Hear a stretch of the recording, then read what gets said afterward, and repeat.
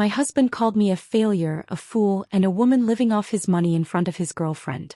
The entire restaurant burst into laughter, but no one knew that within the next 10 minutes, someone was about to walk through that door and reveal my true identity in front of everyone. My husband called me a failure, a fool, and a woman living off his money in front of his girlfriend. His voice still echoes in my mind, and then the entire restaurant, yes, the entire restaurant burst into laughter. Someone placed their glass on the table, someone lifted their phone and looked toward us, and someone shook their head as if they had already decided that I was the one at fault. And he leaned back in his chair, smiling like a dream he had carried for years had finally come true. The woman sitting beside him looked me up and down, then laughed softly and said, "I knew from the beginning that this woman wasn't good enough for you." I took one breath, just one, because I knew anger often hides the truth, and tonight I wanted the truth to speak for itself. What I didn't know was that only 10 minutes later the door would open, and the person who walked in would reveal everything everyone had misunderstood about me. It was all happening at an expensive restaurant in Seattle. Rain was falling outside, leaving thin streams of water across the glass windows. Soft music played inside, but strangely all I could think about was my quiet suburban home. The faint sound of late-night TV at 3 a.m., the glow of the refrigerator light in the dark kitchen, the sound of my coffee machine in the morning, and those nights when I held an Ambien pill in my hand but refused to take it because I was afraid I would miss something important while sleeping. He always said I survived because of his money. How ironic. When we got married he barely had a normal job. And me, no. Even then I never told him my true identity. My grandfather always told me, "Show people your character, not your wealth." Maybe that advice shaped my entire life. Slowly everything changed. His salary increased, and so did his ego. New friends, a new car, expensive suits, and eventually another woman.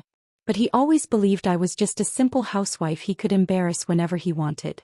He kept talking, trying to make sure everyone around us heard. If it wasn't for me, she couldn't even buy a coffee from Starbucks. She needs my card just to shop at Target. People laughed again. I looked into his eyes for the first time that night. The love had disappeared long ago. All that remained was the confidence of a man who believed his success made him untouchable. And maybe that kind of pride is what blinds people the most. Suddenly, the main door of the restaurant opened. An older man with a powerful presence walked inside with two other people. The entire staff immediately stood straighter. The manager rushed over to welcome him. I looked at him and for a moment my heart stopped. Why was he here? No. This couldn't be happening. He started walking directly toward our table. My husband's face first showed surprise, then excitement. Maybe he thought this successful businessman knew him. He quickly stood up, adjusted his jacket and reached out his hand. But the man walked right past him. He stopped in front of me. And then, in a voice filled with respect, he said something that made the entire restaurant go silent. "Ms. Evelyn, the board meeting hasn't started without you. Everyone is waiting for you." My husband's hand remained frozen in the air. The smile disappeared from his girlfriend's face instantly. I slowly stood up and said, "I told you. I only needed 10 minutes." The older man was my family's legal advisor. He had represented us for more than 30 years. And today for the first time he was revealing my true position in front of my husband. The silence was overwhelming. The only sound was the quiet movement of plates and glasses. My husband looked at me in confusion. What is he talking about? For the first time I answered calmly. "Exactly what I wanted to tell you before we got married. But you never cared enough to ask who I really was." His face changed.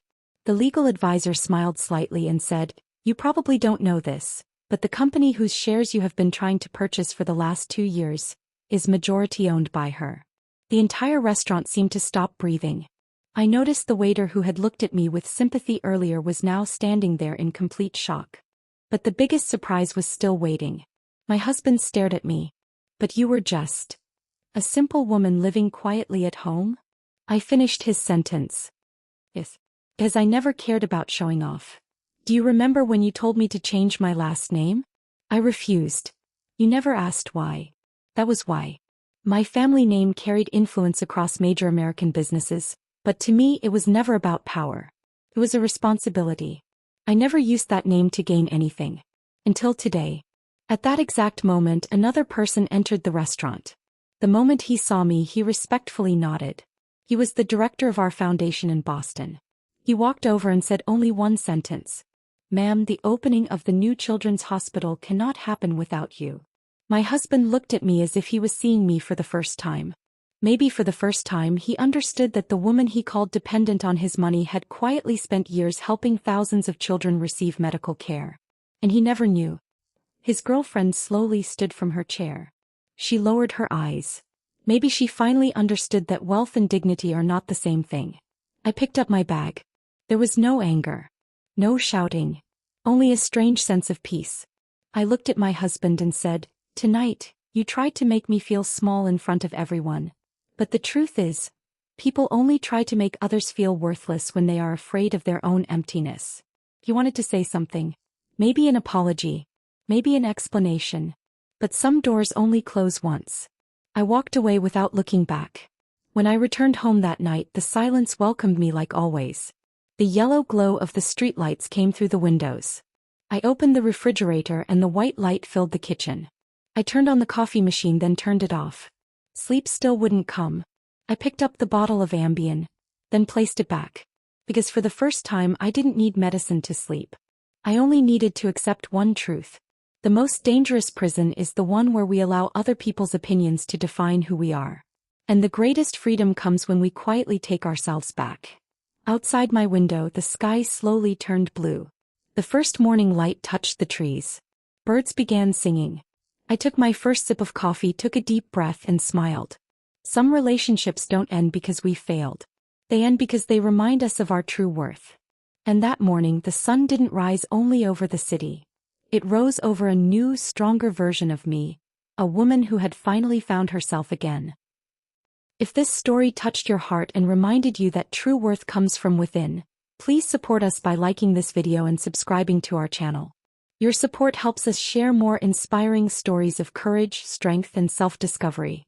Thank you for watching, and we truly appreciate being part of your journey.